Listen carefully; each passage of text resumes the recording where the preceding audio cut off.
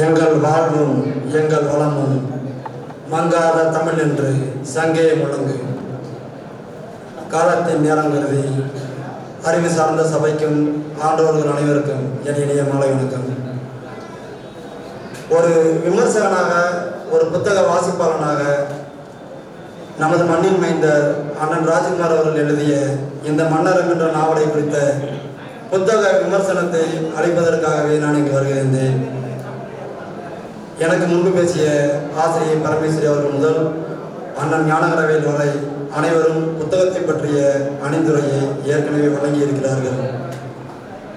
ஒரு நாவல் என்ற முறையிலே என் சிற்றறிவுக்கு எட்டிய வரையில் கல்கியிலிருந்து கல்கியினுடைய பொன்னியின் செல்வன், சிவகாமியின் சபதம், கள்ளிக்காட்டு இதிகாசம், கருவாச்சி காவியத்தின் ஊடாக கபிலன் வைரமுத்து அவர்களுடைய ஆர்வல் வரை வாசித்திருக்கிறேன். அந்த நாவல்களிடையே எத்தனையோ நெஞ்சை தொட்ட இடங்களும் உணர்ச்சி மயமான இடங்களும் உண்டு. அதே போல கவிதைகளை பொறுத்தவரை அப்துல் ரஹ்மான் தொடங்கி ஆனாவண்ண எழுதிய என்றென்றும் எங்கள் நெஞ்சில் நிறைந்திருக்கின்ற தமிழ் படைப்புலகம் என்றென்றும் மறக்காத அண்ணன் நா. முத்துக்குமார் அவர்களுடைய கவிதைகள் வரை வாசித்திருக்கிறேன். இது புத்தக வெளியீட்டு விழா என்பதற்காகவோ அல்லது அவர் என்னுடன் பிறந்தவர் என்பதற்காகவோ அல்ல. முதல் பக்கத்தில் தொடங்கி 300வது பக்கம் வரை அத்துணை எதுகை மோனையோடு, சுவாரஸ்யம் குன்றாமல், கதையின் கரு மாறாமல், கற்பனைக்கு எட்டாத உவமைகளோடு, ஆழச்சிறந்த கற்பனையோடு படைக்கப்பட்டிருக்கிற இந்த மன்னரம் என்ற நாவல் ஒரு ஒத்துக்கொள்ள வேண்டிய உண்மை. படைப்புலகத்திலே, எழுத்துலகத்திலே மிகவும் பின்தங்கி இருக்கிற இந்த ஆப்ப நாட்டிற்கு அந்த படைப்புலக பதிவேட்டிலையும் பொன்னெழுத்துக்களால் பறிக்கப்பட வேண்டிய ஒரு வெற்றி படிக்கட்டை எட்டியிருக்கிறார் அண்ணன் எழுத்தாளர் ராஜ்குமார் அவர்கள். அவருடைய இந்த புத்தகம் ஒரு ஆகச்சிறந்த படைப்பு. ஏற்கனவே கூறியது போல புத்தகத்தை பற்றிய அணிந்துரைகள் அனைவருமே வழங்கியிருக்கிறார்கள். ஒரு மனிதன், ஒரு கலை அல்லது இலக்கியம், சினிமா எதுவாக இருந்தாலும் ஒரு படைப்பாளியினுடைய படைப்பு தன்னுடைய படைப்பை நிலைநிறுத்திக் கொள்வதற்காக படைக்கப்படும் போது அவன் வெறும் படைப்பாளியாகவே நின்று விடுகிறான். எப்பொழுது அவனுடைய படைப்பு சமூகத்திற்கான மாற்றத்திற்காக, விடியலுக்காக படைக்கப்படுகிறதோ அப்பொழுதே அவன் படைப்பாளி என்ற நிலையிலிருந்து போராளி என்ற நிலைக்கு மாறிவிடுகிறான். அமரர் எஸ்.பி. பாலசுப்ரமணியம் அவர்கள் ஆகச்சிறந்த பாடகர் என்பதிலே யாருக்கும் எந்த மாற்று கருத்தும் இல்லை. அந்த எஸ்.பி. பாலசுப்ரமணியம் அவர்கள் அதிகபட்சமாக தென்னிந்தியாவிலே தமிழ், தெலுங்கு, மலையாளம் உட்பட்ட 3 சினிமாக்களிலே அமரத்துவம் வாய்ந்த பாடல்களை பாடியிருக்கிறார். ஆனால் அவர் வெறும் படைப்பாளியாகவே தன்னுடைய வாழ்க்கையை நிறைவு செய்திருக்கிறார். அதே நேரம் ஒன் திஸ் டைம் என்ற ஒரே ஒரு பாடலின் ஊடாக, ஒரே ஒரு இசை நிகழ்ச்சியின் ஊடாக துண்டாடப்படவிருந்த ஜமைக்கா என்ற தேசத்தை ஒருங்கிணைத்ததன் மூலம் இன்று உலக இளைஞர்களின் ஆதர்சன நாயகனாக திகழ்கிறான் பாப் மார்லி. ஜோ ரசூல் என்ற எழுத்தாளனின் ஒற்றை கவிதை பிலிப்பைன்ஸ் தேசத்திற்கான விடியலை தந்தது. அமெரிக்க செனட் சபையிலே பிலிப்பைன்ஸ் தேசத்திற்கான விடுதலை தீர்மானத்தை நிறைவேற்றிய போது 40 பேர் எதிர்த்து வாக்களித்தனர். பிலிப்பைன்ஸ் சார்பாக வந்திருந்த அதிகாரிகள் அவர்களிடம் கூறிய வேண்டுகோள் ஒன்றுதான். எங்கள் தேசத்தினுடைய வழியை, எங்கள் சுதந்திரத்தினுடைய தாகத்தை இந்த 7 வரிகளில் எங்கள் கவிஞன் எழுதி தந்திருக்கிறான், அதை மட்டும் வாசிக்கிறோம் என்று வாசித்தார்கள். பேரன்பிற்குரிய உறவுகளே, ஜோ ரசூலின் அந்த ஒற்றை கவிதை தந்த தாக்கம் 40 எதிர்ப்பாளர்களையும் ஆதரவு வாக்காளர்களாக மாற்றி பிரான்சில் இருந்து பிலிப்பைன்ஸுக்கு விடுதலை தேடி தந்தது. அதை போல அண்ணன் ராஜ்குமார் அவர்கள் ஏற்கனவே எழுதியிருந்த 3 புத்தகங்களும் படைப்புலகத்திலே அவரை நிலைநிறுத்திக் கொள்வதற்காக, அவருடைய எழுத்து தன்மையை நிலைநிறுத்திக் கொள்வதற்காக எழுதப்பட்டவை.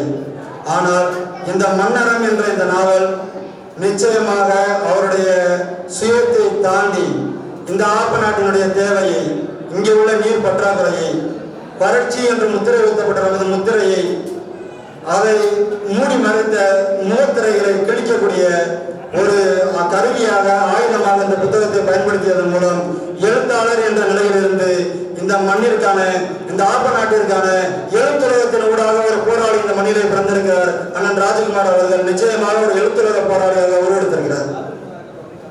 மேற்கொண்டு எத்தனையோ புத்தக வெளியீட்டு விழாவிலே பங்கு பெற்றிருந்தாலும் கூட அண்ணன் அவருடைய இந்த புத்தகம் முதலிலே ஒரு புத்தக வாசிப்பாளனாக புத்தகத்திற்கான ரிவ்யூ கொடுத்துட்டு போனோம் அப்படின்ற அளவில் தான் வாதித்தோம்.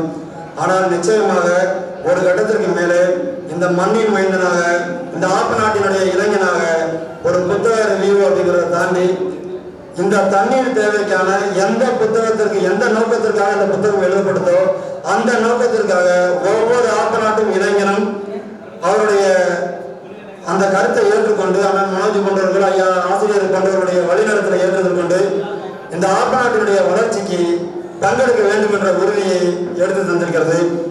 ஐயா உங்களுக்கு ஒரு சிறிய விளக்கம். இந்த ஆப்ப நாடுங்கிறது மொத்தம் 448 கிராமங்கள் ஐயா. இந்த 448 ஆப்ப நாட்டு கிராமங்களுமே இன்றைய தினம் உடலற்ற உயிராக உள்ளீடற்ற கூடாக இருக்கிறது.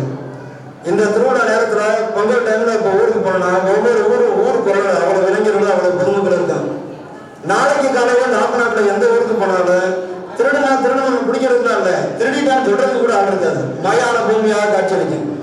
பல ஆயிரக்கணக்கான ஏக்கர் நிலங்கள் கருவற மரமும் கரட்டு காடாக இருக்கு. அடிப்படையிலேயே நீர் வர்றதுக்கான வாய்ப்பு இல்லை. சாதாரண பறவை மாதிரினா சரியில் போயிடலாம்.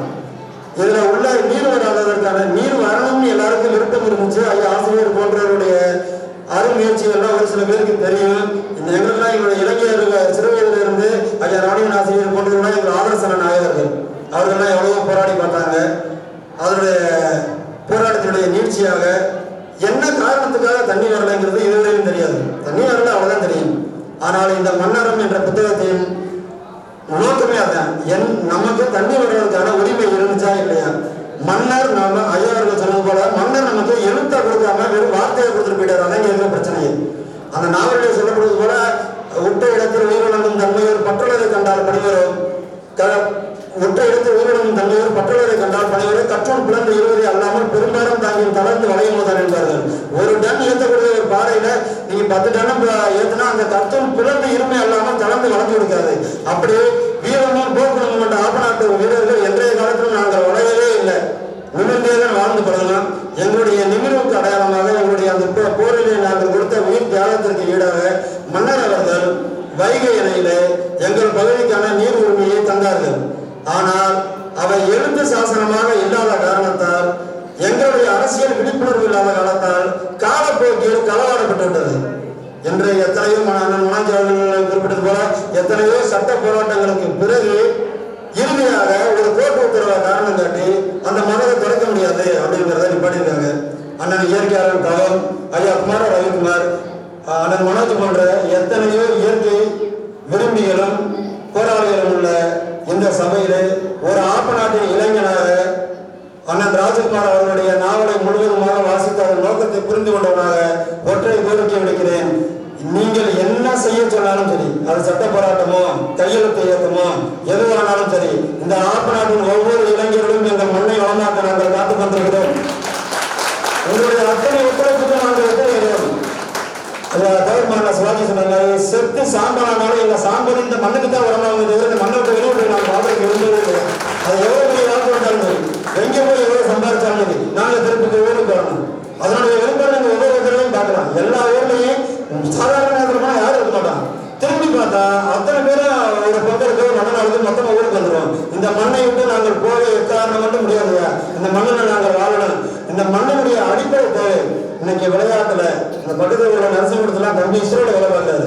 விஞ்ஞானத்துல, விளையாட்டுல, வணிகத்துல, யாவத்திலும் எப்போதும் முன்னேற்றியவராக ஆப்ப நாடு தென்மருகர் செம்மையில் இருந்திருக்கிறது. இன்று படைப்புலகத்தில் மட்டும் நாம் பின்தங்கி இருக்கிறோம் என்ற ஒற்றை குறையையும் படிப்படியாக நாம் நிச்சயம் ஒரு வாசக வட்டத்தை உருவாக்குவோம். அவர்கள் படிப்படியாக இருந்த கனவையெல்லாம் தாண்டி ஒரு மன்னரம் என்ற நாவல் எழுதக்கூடிய அளவுக்கு அந்த படைப்புலகத்திலும் நாங்கள் முன்னேற்றியவராக ராஜகுமார் அவர்கள் என்னுடைய வெற்றி முத்திரையை பகிர்ந்து விட்டார். தெற்க வடிவப்பட்டியிலிருந்து ஐயா வைரமுத்து வந்தது போல, அண்ணா ஐயா கவியரசர் கண்ணதாசன் வந்தது போல நிச்சயம் அண்ணன் ராஜகுமார் அவர்களுடைய பேனா படைப்புலகத்திலே தெற்கிலிருந்து எழுச்சி கொண்டிருக்கிற ஒரு பேராக இழத்தான் போகிறது. சினிமா உலகம் கொண்டாட போகிறது. என்னுடைய நாவல் படைப்புலகத்திலே நான் நிச்சயமாக சொல்கிறேன், முதல் பக்கத்திலிருந்து 300 பக்கம் வரை எந்த விதமான குறைவும் இல்லாமல் கதையை விட்டு விலகாமல் எதுகை மோனையோடு எப்படி ஒரு சினிமாவில் போய் சினிமா பார்க்கறதுக்கு முன்னாடியே ரிவ்யூ கொடுக்கறது சரியா இருக்காது, அதே மாதிரி புத்தகத்தை பற்றிய ரிவ்யூ கொடுக்க ஒரு சின்ன கற்பனை. ஆப்ப நாட்டு படையிலும் கண்ணனுடைய படையிலும் மோத போகுது அப்ப அண்ணன் குறிப்பிடுறாரு